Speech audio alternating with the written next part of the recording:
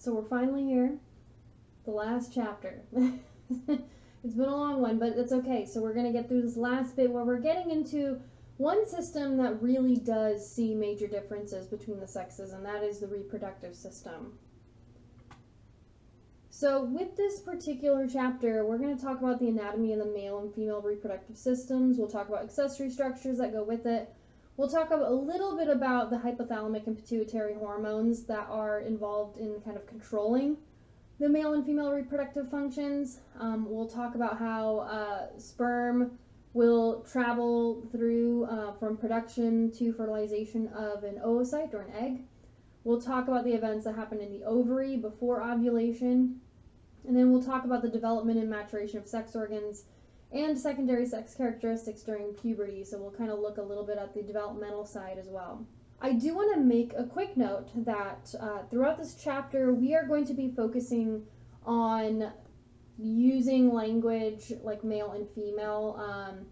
I would like to point out that there are some differences sometimes with people's reproductive systems, which can lead people to be intersex, for example, or to have a sex that does not match their chromosomes. So we will not be going into the variations that we can see in the reproductive systems. We're going to talk about what we would consider the typical male and typical female presentation of reproductive systems. So just keep that in your head, that what we're talking about is just the very rudimentary, straightforward, basic male-female dichotomy or binary. However, there is variation in some people's reproductive systems for various reasons. If you're interested in that, you can always talk to me, and I can guide you through some resources that can show you the variation that we do see biologically. So when we're looking at male and female reproductive systems, they on the surface look vastly different. However, there are some equivalencies, right? And namely what we're talking about is these are tissues that are generally going to be forming from the same like germinal tissues. So we think early development, right? We start with generic gonads. It's neither male or female yet, and then through the developmental process, they can develop into their male or female respective counterparts. So gonads, for the male side, we have testes. For the female side, we have ovaries. And so these two tissues, both ovaries and testes, are going to come from the same early development tissues. The gametes will be sperm and ova, so sperm in males, ova in females. The tubes and pathways for the male will be the vas deferens, and then for females would be the oviduct or fallopian tubes. For the sake of clarity, I'll use vas deferens and oviduct. And then when it comes to permanent sterilization, males can acquire what's called a vasectomy. This is just a snipping or a ligation, we could say, of the vas deferens. It just prevents sperm from traveling any further, like from the testes. And on the female side is tubal ligation, which you may also know as someone getting their tubes tied. This is going to be affecting the oviduct to prevent an egg from traveling from the ovary to the uterus. And so we've seen this picture before when we were looking at the urinary system, but we see the major differences here as well between male and female systems. I'm not going to get tied up in the details here. You can pause here and take a peek if you would like, but we're going to have an entire video for both male and female reproductive systems, so I'm not going to spend much time beyond that here. So for this video in particular, we're going to focus on the male reproductive systems. We're going to talk about the structures and functions of the organs we find in the male reproductive side. We're going to talk about the sperm cell. We're going to talk about how sperm is formed through spermatogenesis. And then we'll talk about how testosterone plays a role in the reproductive system as well. So let's go ahead and talk about what's the point of the male reproductive system. The big thing is to just produce gametes. In this case, with the male side, we're looking at sperm, and then get that sperm to the female reproductive tract. So overall, we're looking at sexual reproduction, right? Making babies. if we look at the different pieces, right, so here we see uncircumcised versus circumcised for the penis, and then we'll look at the sagittal cut, looking at that view. But let's look at the exterior first. So we would have the penis, and then on the circumcised one, we have what's called the corona, and then the glans penis. The corona and the glans penis normally, without intervention, have what's called the prepuce, which is going to be this foreskin, right? So there's something that covers that. That can be pulled back, right, over the tip of the penis. And then the scrotum, which will contain the testes, right? So uncircumcised, circumcised, this is generally at this point just preference. Most people are pretty good at being able to keep themselves relatively clean. Some people may do circumcised for religious purposes. There are a few major religions that consider that normal, but uncircumcised is fine just as much as circumcised, right? Circumcision does involve removing that foreskin, though. I guess we could say surgically to acquire the circumcised look. Now we're going to just kind of go through, I'm just going to briefly introduce each piece, and we're going to talk about them as we go through the slides. So I'm just going to kind of work my way around to talk about each of the major structures, and then we'll get into the nitty-gritty about each one as we go through. But like I mentioned, we already have the penis itself with the external urethral opening, which is what the opening to the urethra. We have the testis. One is called a testis. It looks like this little egg. The epididymis, which looks like it's kind of giving the testis a little hug. And then this long tube here is the vas deferens. Your book says ductus deferens. If you said ductus deferens and a fill-in, you'd be totally fine. I will use vas deferens, though, on an exam. We have the seminal vesicle right here, right? The ejaculatory duct, the prostate gland right here, kind of that I'm tracing. The bulbourethral gland, which is this little yellow, kind of like round marble right here. The urethra in all of its sections coming all the way down. And that's really all the main parts. We're going to talk about each one and kind of what they do individually, but those are really the main pieces. So let's start with the scrotum. This is going to be a sac that has pigment, that has skin covering it, and it is muscular. So this is what's going to house the testes. And you might be thinking, and I'm sure most people have probably thought, like, why would you put those on the outside, right? And anyone who has testes has definitely thought about, why would you put those on the outside? They're so sensitive. The reason is that sperm are sensitive to temperature, and your core body temperature is just a little too warm to make good sperm. It needs to be just a little bit cooler, and the easiest way to make a part of the body a little bit cooler is pull it away from the core, right? Pull it away from the trunk. And so that's why we have the testes hanging slightly lower, right, in a sac, away from the trunk. It's going to help cool that part of the body for making sperm.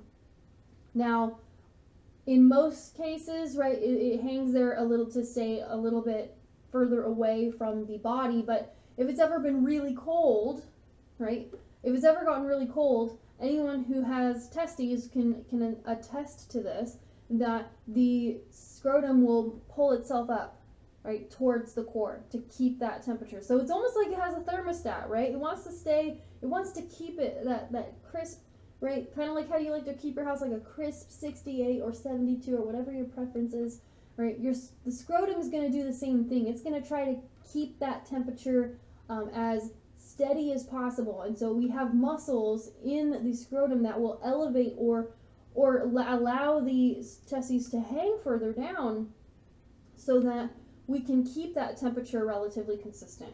And so there's two muscles that will help pull the scrotum up towards the trunk if the temperature is too cool, and that's the dartos and the cremaster muscles.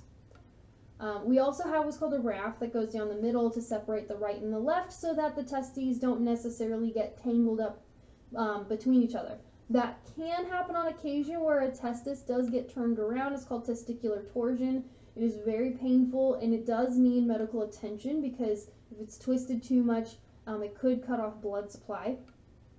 But we do have some structures like the raft that are going to help mitigate that risk of them twisting together.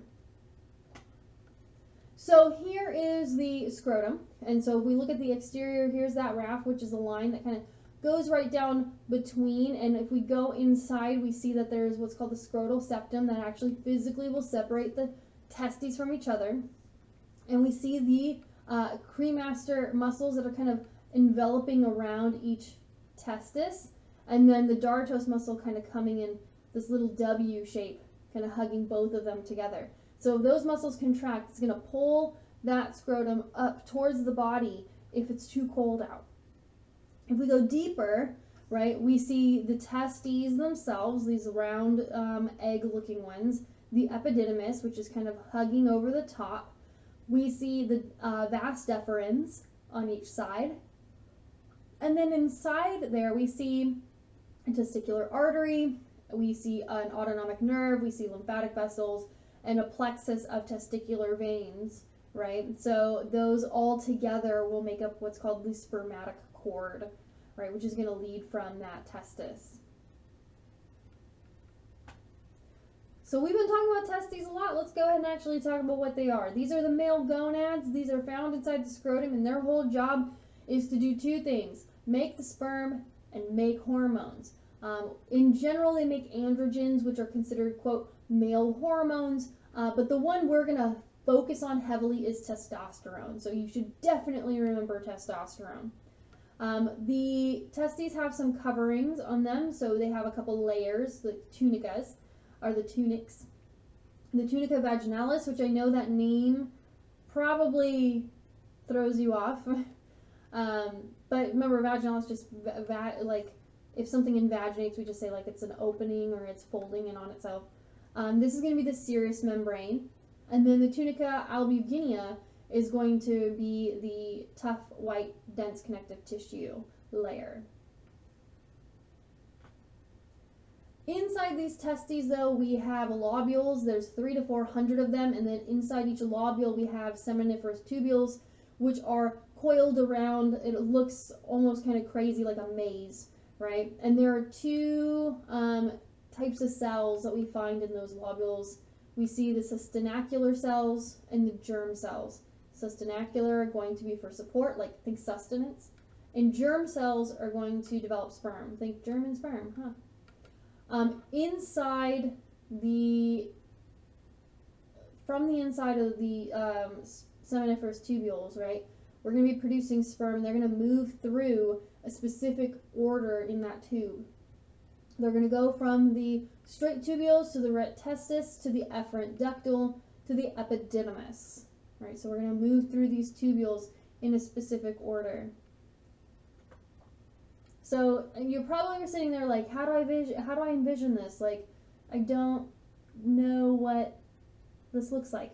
Here we go. So we have, right, this is our testis right here, right? Right here in this beige color. So this has all the other things too, right? We see the cremaster muscle here. We see the tunica vaginalis, right, in white, kind of embodying it. The tunica albuginea, which is going to be the off-white color. We see that here are those lobules and whatnot, right, with all these seminiferous tubules curled around, coiled around. And we see that they go from this lobule to the straight tubule, right, to the ret testes, to the efferent ductile, and then the epididymis, right here.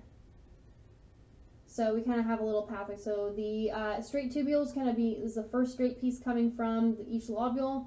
The ret testes is like this maze that we get through. The efferent ductile is going to connect us away from the testis to the epididymis, and then the epididymis is this piece again that almost looks like it's kind of hugging around the testis.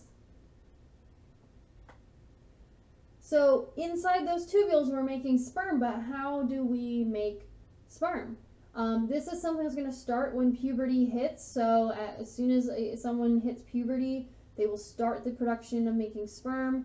The cycle takes about 64 days. And of course, there's different, we can say like batches being made.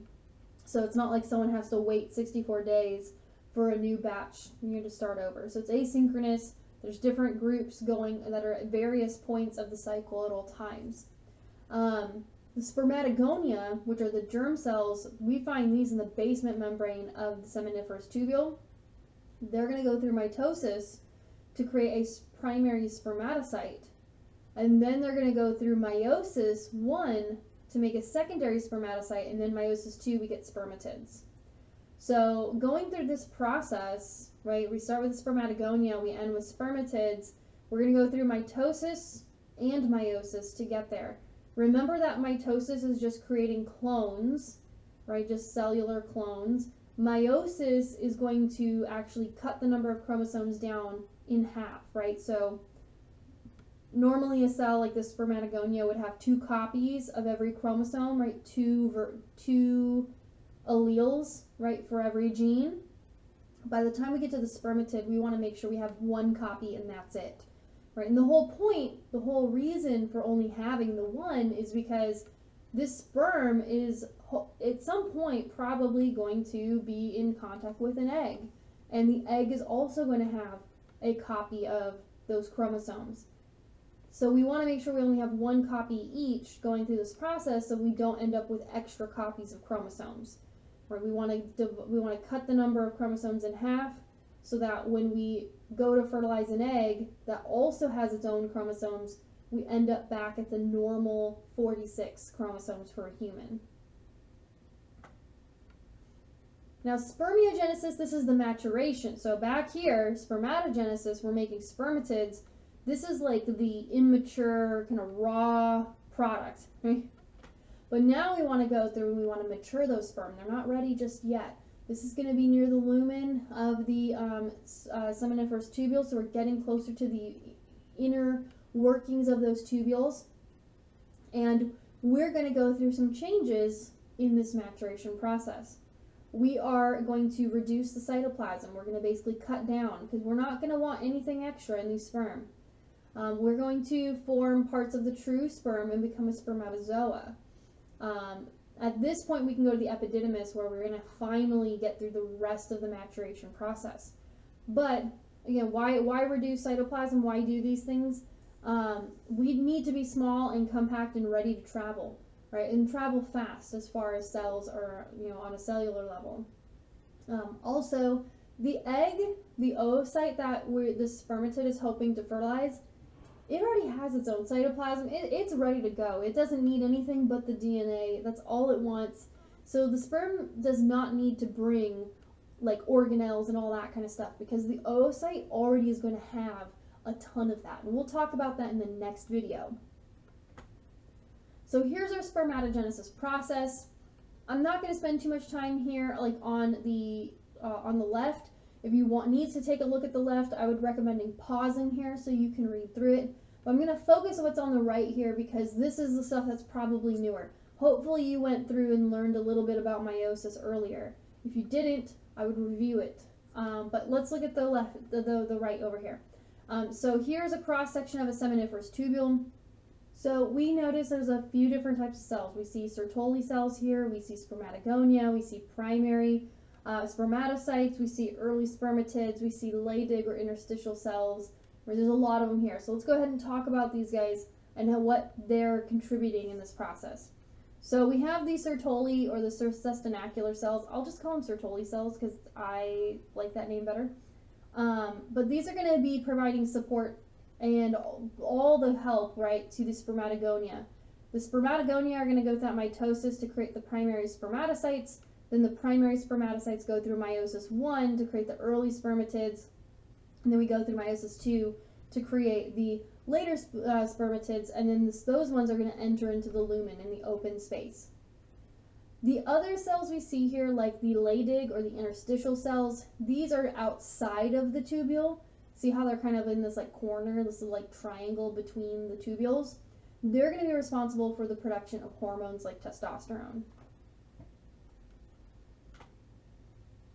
So we look at the formed sperm. These guys are teeny tiny, and you'll see that in lab when you look at them under the microscope. 85,000 times smaller than the ovum. I mean, the ovum, if you have really good vision, right, you could potentially see this with the naked eye if you have really, really good vision. Whereas sperm, no, good luck, you're not going to see those.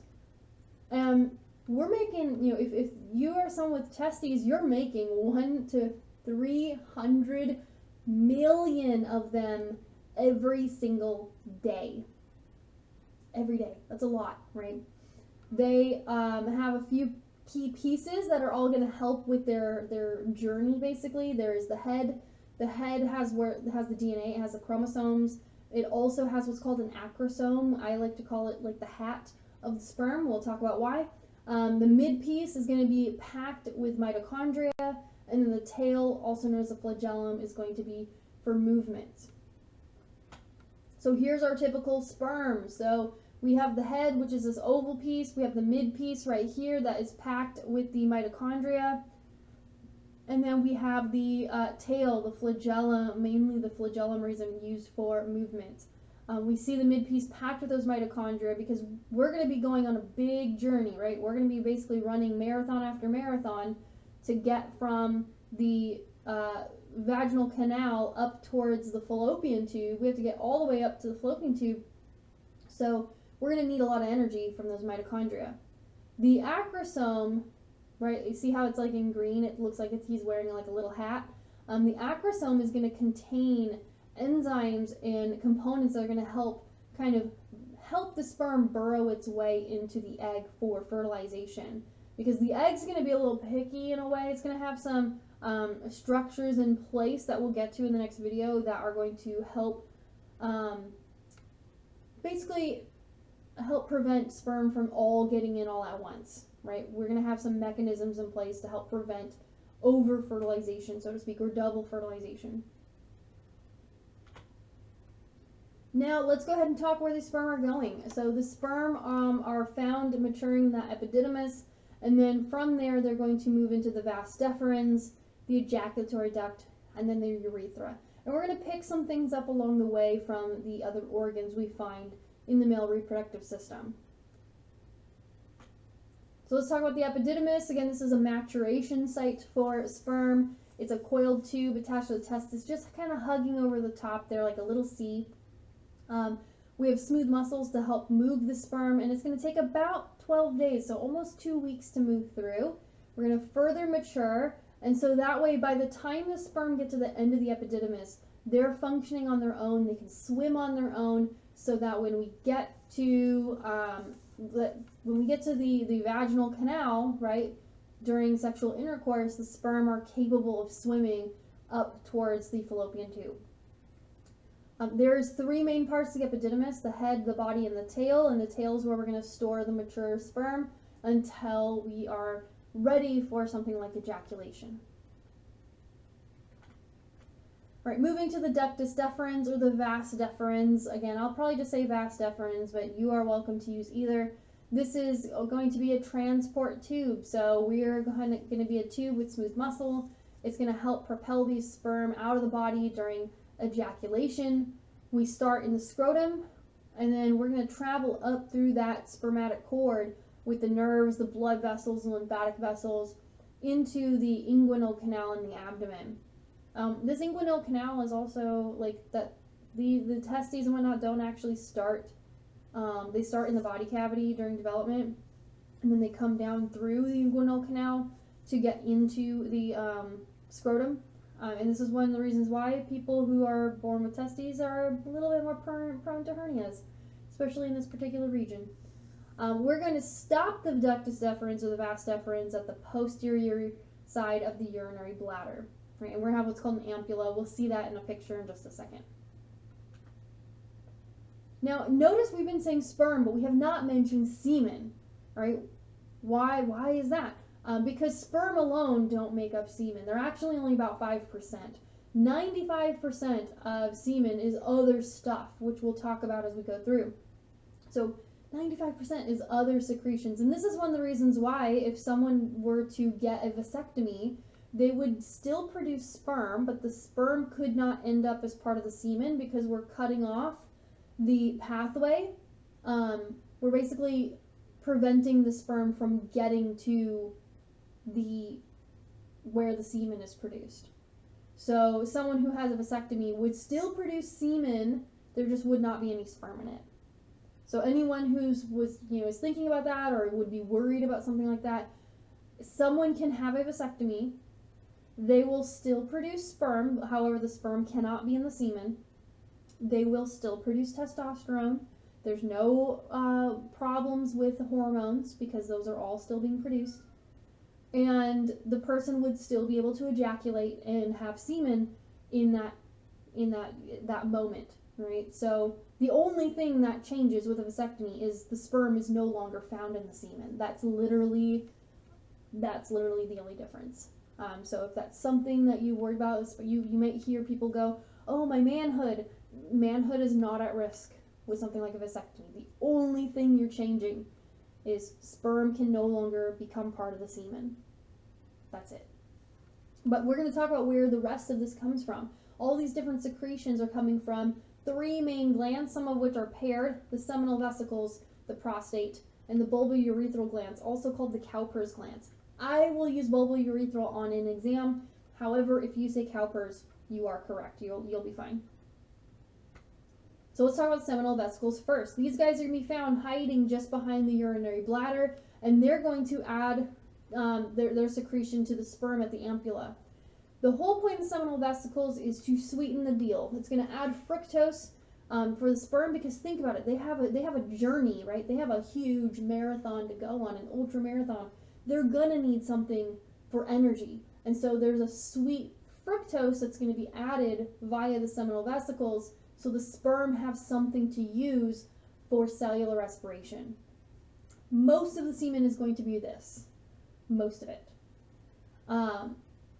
So the seminal vesicles, their duct will actually merge with the ampulla, and at this point we have what's called the ejaculatory duct.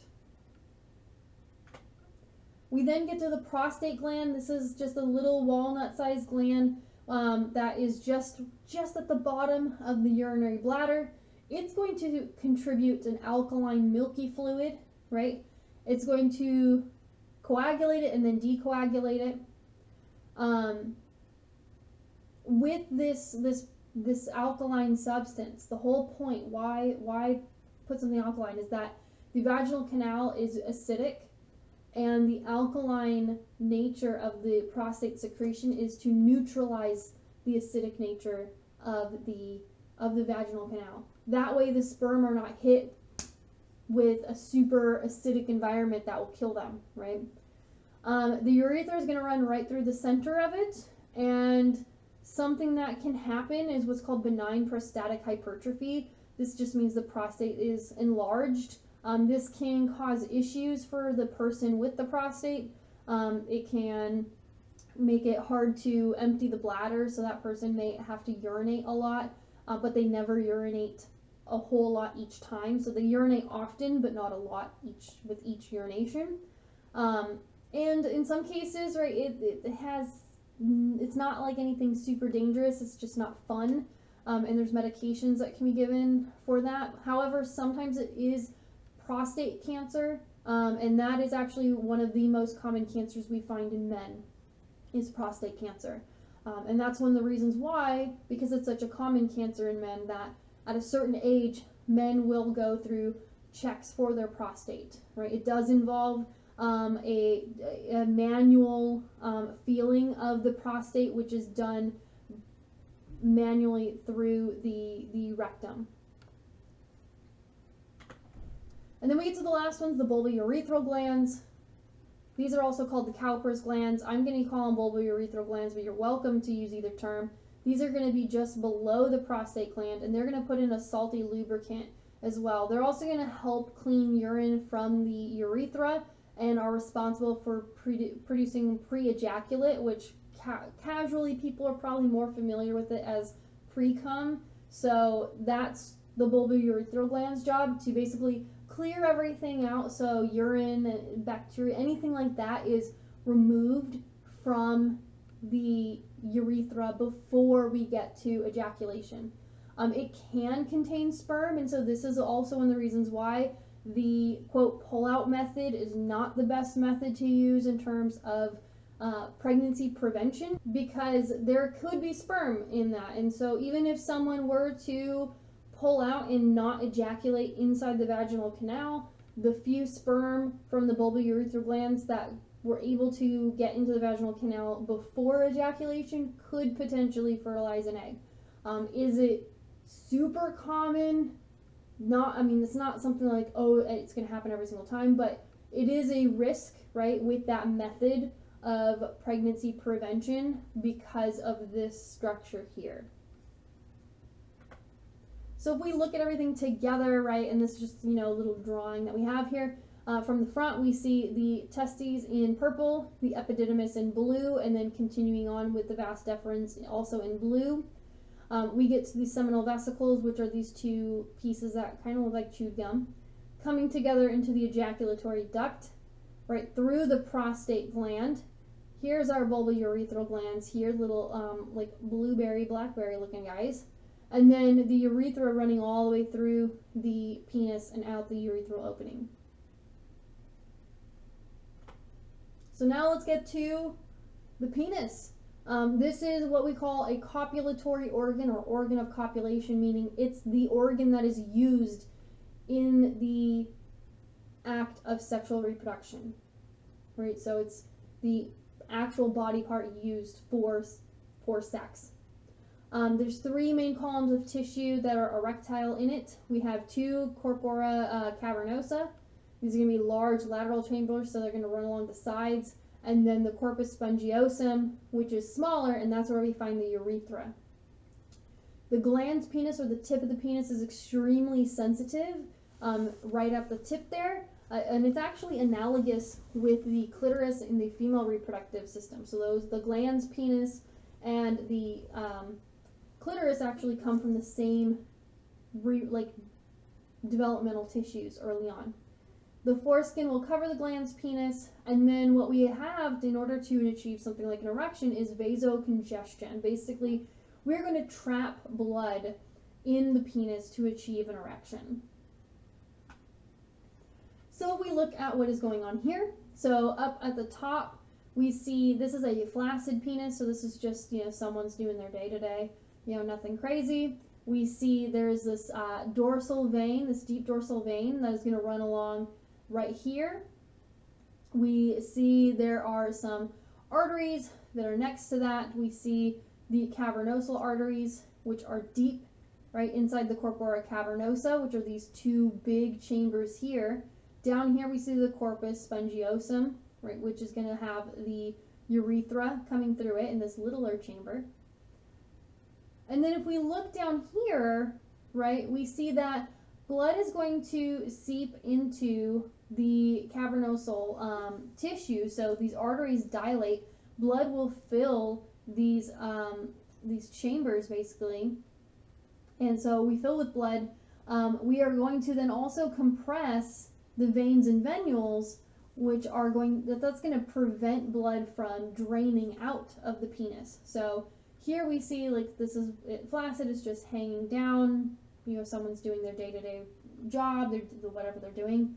And so we see as the blood fills, it's going to basically get trapped inside this cavernosal tissue, right?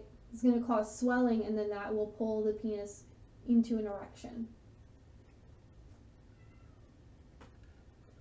And then let's get into testosterone. So we haven't really talked about testosterone much at all, even in the endocrine system, but this is an androgen, and androgens in general are considered kind of male-like hormones. Females do have them as well, just not in the same amounts. And so this is the male sex hormone. This is made by the Leydig cells, also called the interstitial cells in the testes. Testosterone is also a major driver for the development of male anatomy in the embryo, in an embryo.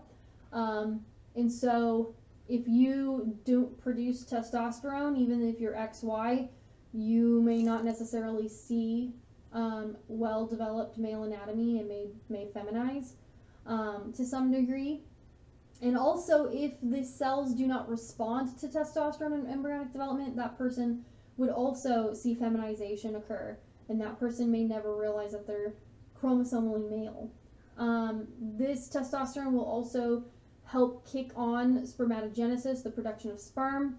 It will also drive the development of secondary male sexual characteristics, so the changes in muscle mass, in bone mass, in height, the changes that go on with facial hair and body hair, the changes in the voice, right? All of those things can be driven by the amount of testosterone during puberty. And then, again, everybody's going to have some of testosterone, both males and females, because the adrenal glands can make some of this, but again, a much higher level in males than we see in females, right? Very, very different in each. Now, how do we control that? Because we see that testosterone has a really large impact on a person and how they develop and how they look. So what's controlling the testosterone? So the hypothalamus, our big boss of the endocrine system, is going to secrete a hormone called gonadotropin-releasing hormone, or GnRH. GnRH is going to then talk to the anterior pituitary gland, and the anterior pituitary will release two hormones, luteinizing hormone, or LH, and follicle stimulating hormone, or FSH. Luteinizing hormone will kick on testosterone production. FSH will kick on sperm production.